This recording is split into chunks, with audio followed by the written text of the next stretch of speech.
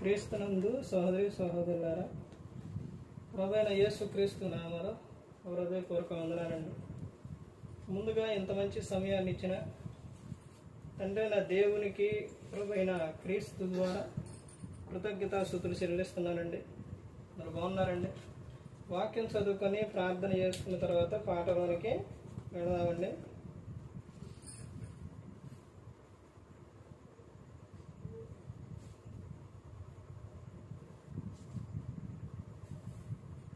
మార్గ రాసిన సువార్త 7వ అధ్యాయం 21వ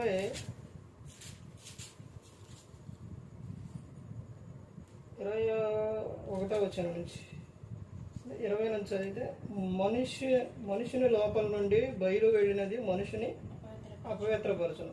లోపల నుండి అనగా మనుషులు హృదయముల నుండి దురాలోచనలు, జారత్వములు, దొంగతనములు, నరహత్యములు, వ్యభిచారములను, మోహములను, చెడుతనమును, కృత్రిమును, కామ వికారమును, మత్సరమును, దేవదూషణయు, అహంభావమును, అవివేకమును వచ్చును.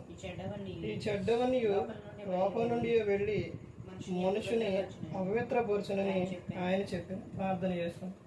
పరలోకమందున్న మా తండ్రి, పరిశుద్ధ ప్రేమగల తండ్రి, గొప్ప తండ్రి, యెహోవా తండ్రి, ప్రియకుమారుడు యేసుక్రీస్తు ప్రభువారి ద్వారా కృతజ్ఞతాస్తుతులు చెల్లిస్తున్నాము నాయన.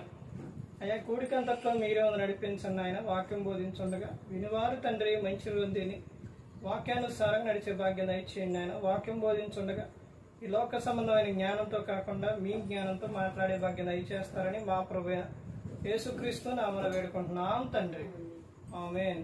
ప్రభువైన యేసుక్రీస్తు నామములో హృదయపూర్వక వందనాలండి. దేవుని కుమారుడు యేసుక్రీస్తు ప్రభువు ఈ లోకానికి వచ్చిన తర్వాత పరలోక రాజ్యం సమీపిస్తుంది కనుక మారు మనసు పొందమని ప్రకటింప మొదలుపెట్టారు. అంశం: నీ నోటిని కాచుకోము. నీ నోటిని కాచుకోము. ఎందుకు కాచుకోవాలి నోటిని? నోటిని దేవుడు ఏమని చెప్తానంటే నోటిని కాచుకో అని చెప్తున్నారు. కాచుకోము నోటిని. ఎందుకు నోటిని కాచుకోవాలి? ఎందుకు కాచుకోవాలో గ్రంథంలోకి వెళ్ళి మనం చూస్తే, మార్గ రాసిన సువార్త 7వ అధ్యాయం 21వ వచనంలో 20వ వచనం చూస్తే, మనుషుని లోపల నుండి బయలు వెళ్ళినది మనుషుని అపవిత్రపరచును. ఎందుకు నోటిని కాచుకోవాలనంటే, నీ లోపల నుండి వెళ్ళేదే మనిషిని ఏం చేస్తుంది? అపవిత్రపరుస్తుంది. అంటే లోపలకు వెళ్ళేది కాదు కానీ లోపల నుంచి వచ్చేది నిన్నేం చేస్తుంది? అపవిత్రపరుస్తుంది. ఏంటి మనుషుని హృదయంలో నుండి వచ్చేది అని ఇక్కడ చెబుతున్నారు 21లో.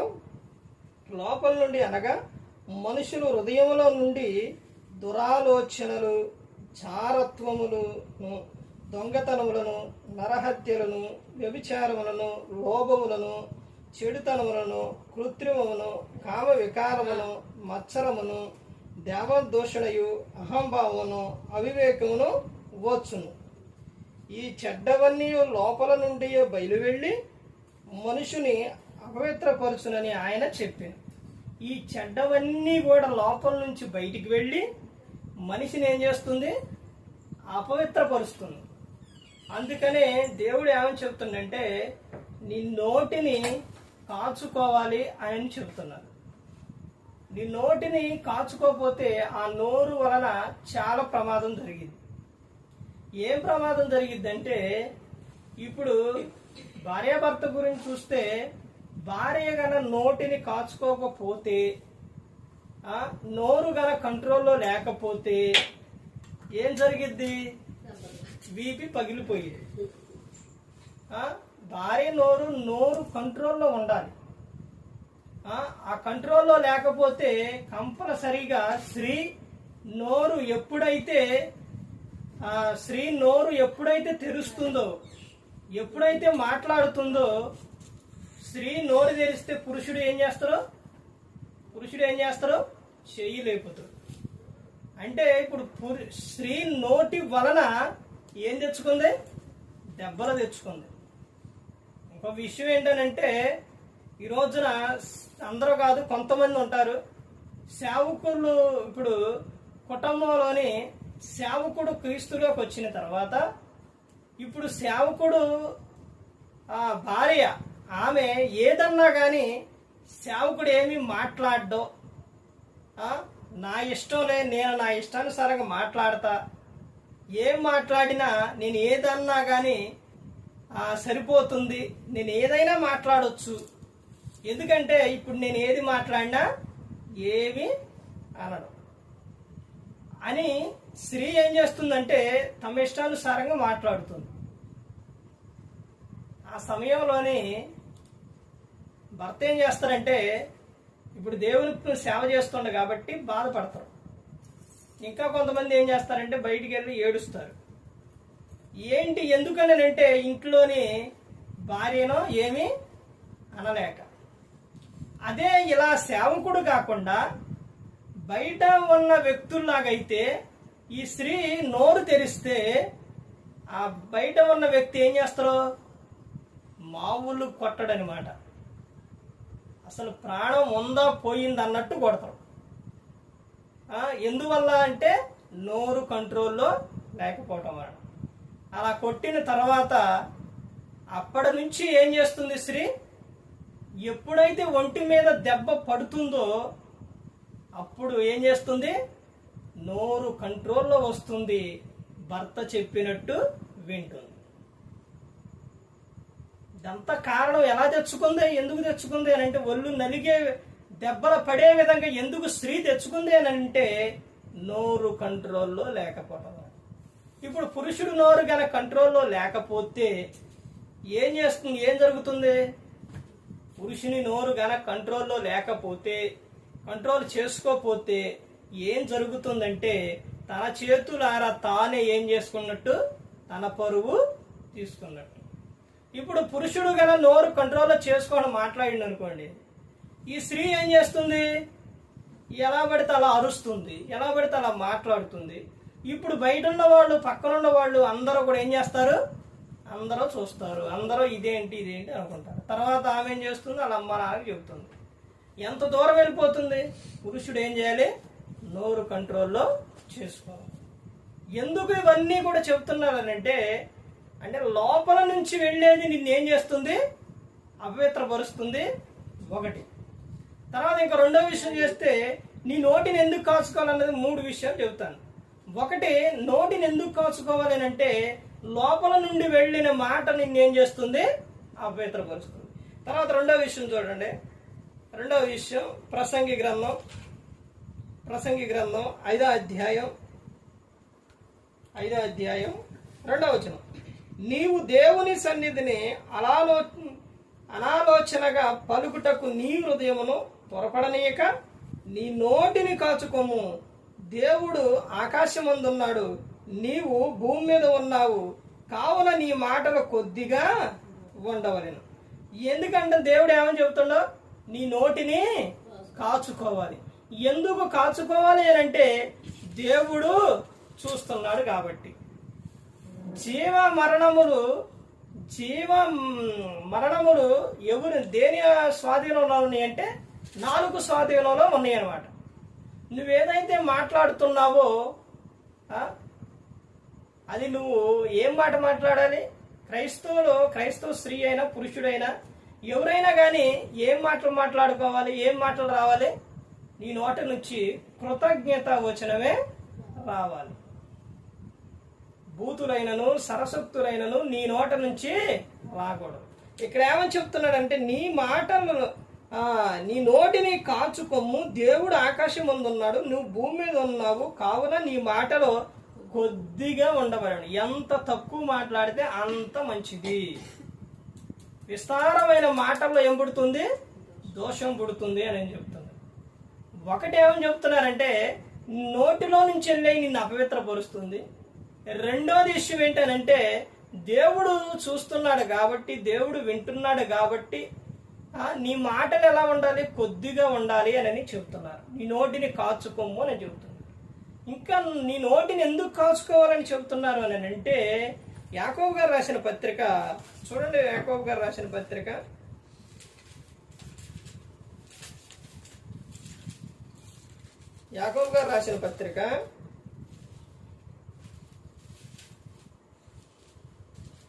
3వ అధ్యాయం యాకోబు గారు రాసిన పత్రిక 3వ అధ్యాయం 3వ వచనం. గుర్రములు మనకు లోబడుటకై నోటికి కళ్ళం పెట్టి వాటి శరీరం అంతయు త్రిప్పుదము కదా. వాడలను కూడా చూడి, అవి ఎంతో గొప్పవై పెనుగాలికి కొట్టుకొని పోబడినను వాడ నడుపు వారి ఉద్దేశం చొప్పున మిక్కిలి చిన్నదగు చుక్కాని చేత త్రిప్పబడను. అలాగుననే నాలుగు కూడా చిన్న అవయవమైనను బహుగా అదిరిపడును. ఎంత కొంచెం నిప్పు ఎంత విస్తారమైన అడవిని తగలబెట్టును. నాలుక అగ్నియే. నాలుక మన అవయవంలో ఉంచబడిన పాప ప్రపంచమై సర్వ శరీరములకు మాలిన్యము కలుగు చేయొచ్చు. ప్రకృతి చక్రములకు చిచ్చు పెట్టును. అది నరకము చేత చిచ్చు పెట్టబడును. చూసారండి, నాలుక గురించి ఇక్కడ యాకోబు గారు రాస్తున్నారు. నాలుక చాలా చిన్న అవయవమైనప్పటికీ అది బహుగా అదిరిపడుతుందంట.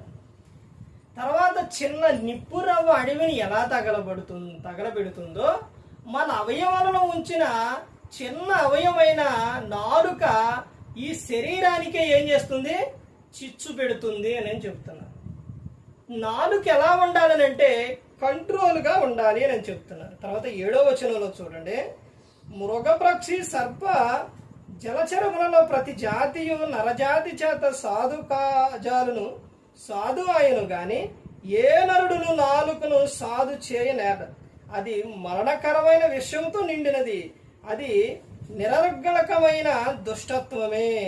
దీనితో తండ్రి అయిన ప్రభువును స్తుతింతుము, దీంతోనే దేవుని పోలికగా పుట్టిన మనుష్యులను శపింతుము. ఒక్క నోట నుండి ఆశీర్వచనమును శాపవచనమును బయలువేడు. నా సహోదరులారా, ఇలాగ ఉండకూడదు. నీటి బుగ్గలో ఒక్క జల నుండి తీయని నీరును చేదు నీరును ఊరునా? నా సహోదరులారా, అంజరపు చెట్టిన ఒలివ పండ్లైనను ద్రాక్ష తీగను అంజరపు పండ్లైనను కాయునా? అటువలనే ఉప్పు నీటిలో నుండి తీయని నీళ్లను ఓరవు అని చెబుతున్నారు. చూశారండి, నాలుక గురించి ఎంత జాగ్రత్త, ఎంత ఇదిగా గ్రంథంలో చెబుతున్నారు అంటే, నీ నాలుగుతో నుంచే తండ్రి అయిన దేవుణ్ణి ఏం చేస్తారంట? స్తుతింతాము, దీనితోనే దేవుని పోలిక పుట్టిన మనుషులను శపిస్తాము. ఒక నోటిలో నుంచే ఆశీర్వచనము, ఒక నోటిలో నుంచే శాపవచనము వస్తున్నాయి. ఒక నీటి బుగ్గలో నుండి జలంలో నుంచి ఉసుగు తీసినప్పుడు జలం వస్తుంది. అందులో నుంచి ఏమని చెప్తున్నారు? తీయ నీరు ఉప్పు నీరు రెండు వస్తాయా? రావు. ఏదైనా ఒకటే వస్తుంది అని చెప్తున్నారు. మరి అలాగే నీ నాలుక నుంచి ఏమేమి వస్తున్నాయి? అదే నాలుగుతో దేవుని స్తుతిస్తూ, అదే నాలుగుతో మనుషులను శపిస్తాం. నాలుక గురించి అద్భుతమైన విషయాలు ఇక్కడ చెబుతున్నారు. ఈ నాలుక ఎలా ఉండాలంటే కంట్రోల్గా ఉండాలి, చాలా జాగ్రత్తగా ఉండాలి. పెద్దలు ఒక విషయం చెబుతారు, కాలు జారినా తీసుకోవచ్చు కానీ నోరు జారితే తీసుకోలేరు అని చెబుతున్నారు. నీ నోరు కంట్రోల్లో ఉంటే అంతా కూడా ఏమవుతుంది? బాగుంటుంది. నీ నోటిని, నీ నాలుకను కాచుకోకపోతే అది నీ దేహములకు ఏం చేస్తుంది? చిచ్చు పెడుతుంది అని చెబుతున్నారు.